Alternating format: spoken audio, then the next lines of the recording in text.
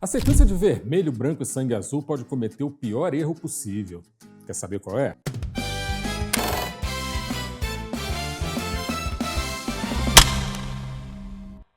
Fala, galera do bem! E é isso! Vermelho, branco e casamento real está correndo o risco de parecer perfeita demais. E talvez seja esse justamente o tipo de problema que quase ninguém percebe no início, porque ele vem disfarçado, na verdade, de virtude. Afinal, quem é que não quer ver mais do mesmo quando esse mesmo deu super certo? Quem é que não quer revisitar personagens que funcionaram, química que super convenceu, um universo que acolheu o público? Enfim, o problema é que no cinema, repetir o acerto raramente produz o mesmo efeito. Às vezes, o que era espontâneo demais acaba virando cálculo, o que era descoberta vira uma obrigação e o que era vivo começa a parecer meio que falsificado, ali, meio que encenado. O primeiro filme ele funcionava porque tinha um caminho claro. Ele não era só uma adaptação, ele era uma tradução emocional de uma obra que já existia. Ele tinha estrutura, ele tinha progressão, ele tinha conflito desenhado e mais do que isso, ele tinha uma sensação de descoberta. O público não estava ali só assistindo uma história de amor, ele estava acompanhando um processo de construção de identidade, de enfrentamento público, de exposição emocional. Era um romance, era com certeza, mas também era o risco de existir sob o olhar constante dos outros. É um Big Brother da vida real. E isso trazia verdade para toda a narrativa. Agora, a sequência ela aí entra num território completamente diferente, simplesmente porque não tem mais livro para dar sustentação, não tem mais um trilho pré-definido. O que tem agora é uma sala de roteiro na frente de um fenômeno já estabelecido, tentando responder meio que a uma pergunta ali que é simples de formular, mas é super difícil de resolver. O que vem depois que a gente é feliz? E essa é uma das perguntas assim mais perigosas de uma história, né? Porque o que acontece? O final feliz ele não é um ponto de partida, ele é, por definição, o fim da linha. E continuar, sabe, a partir dele exige não só criatividade, mas também coragem de desconstrução. E é aqui que começa a engenharia narrativa de verdade. Porque sustentar um fenômeno sem uma base literária não é sobre inventar novos eventos, é sobre entender o que na essência da história ainda não foi resolvido. E muitas vezes isso não está no que foi dito, mas no que foi evitado. No caso do Alex e do Henry, né, o que estava em jogo nunca foi só um romance, era o contexto em volta dele, era o peso institucional, a exposição midiática, o conflito entre desejo pessoal e responsabilidade pública. O primeiro filme ele tocava nisso, mas ainda dentro de uma lógica de conquista. Agora a sequência tem a oportunidade e a obrigação também de lidar com as consequências de tudo isso que foi levantado no primeiro filme. E talvez, galera, o mais interessante, né, de tudo isso é que o filme pode estar consciente disso tudo e pode estar também assim trabalhando num detalhe que passou quase despercebido: o casamento real, sabe, desse título aí, que não é do casal principal, como pode sugerir. Quem casa, na verdade, é a princesa Beatriz, né? E à primeira vista, isso pode soar assim como uma frustração, é uma quebra de expectativa. Mas, do ponto de vista narrativo, essa escolha é extremamente inteligente, porque ela evita aquela armadilha mais óbvia de qualquer continuação romântica, que é transformar o relacionamento principal numa linha reta até a felicidade definitiva.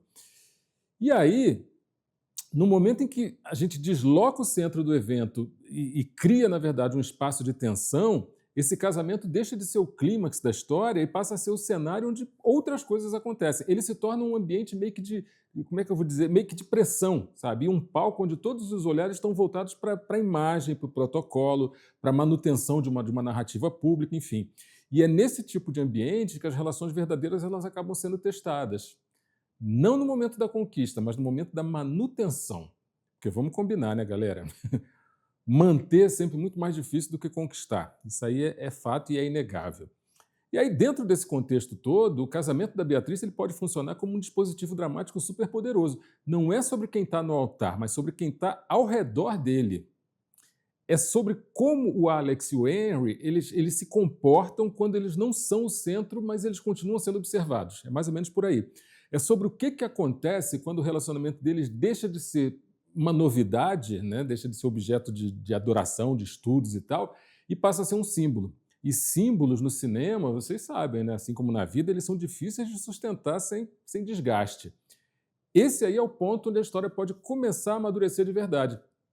Simplesmente porque o conflito ele deixa de ser externo e passa a ser interno. Não é mais sobre assumir o relacionamento, mas sobre manter a sustentação assim, meio que debaixo de condições que nunca são ideais. E nunca vão ser ideais, na verdade, né?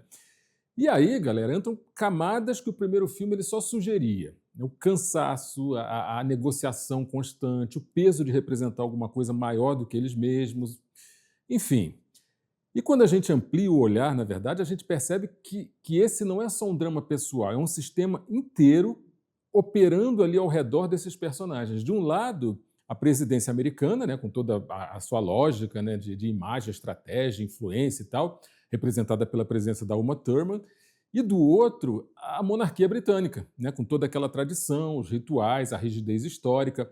O Alex e o Henry, eles não estão só num relacionamento, eles estão inseridos em estruturas que existem muito antes deles, né, e que vão continuar existindo aí muito tempo depois.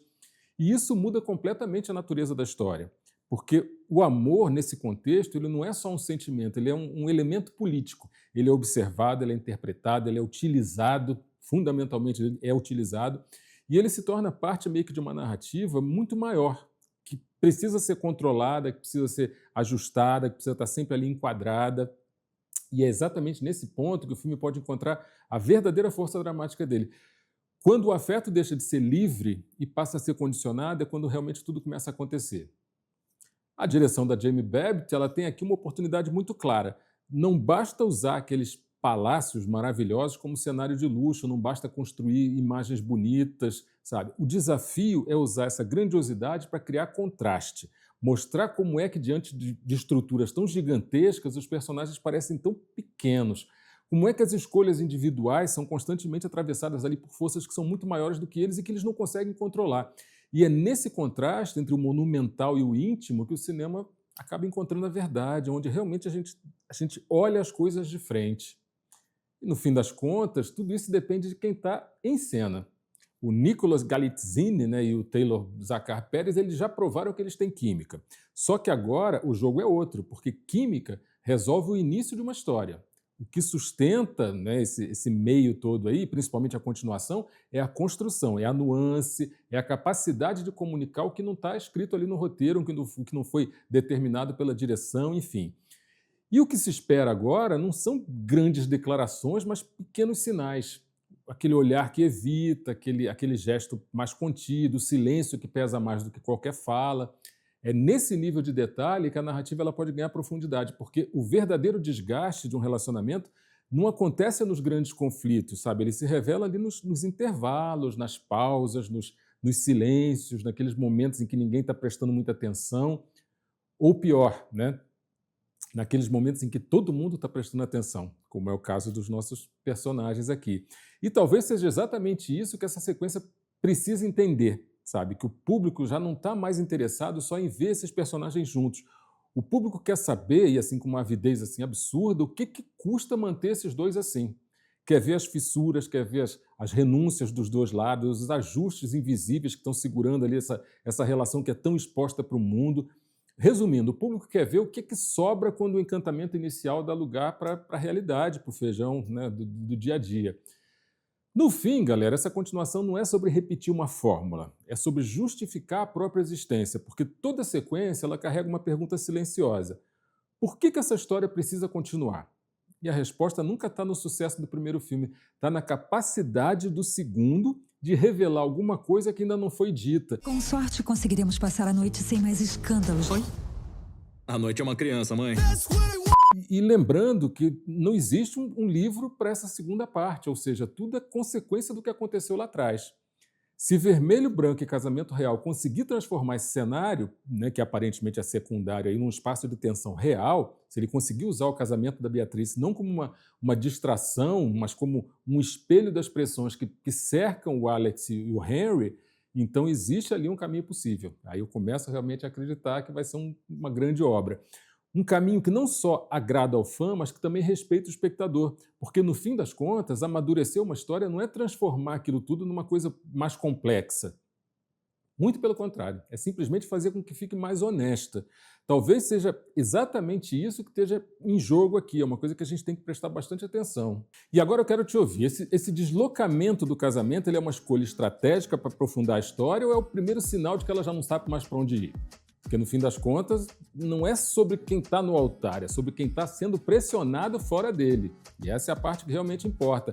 Me conta aqui embaixo, mas me conta com verdade, hein? Sem resposta automática, sem nada disso.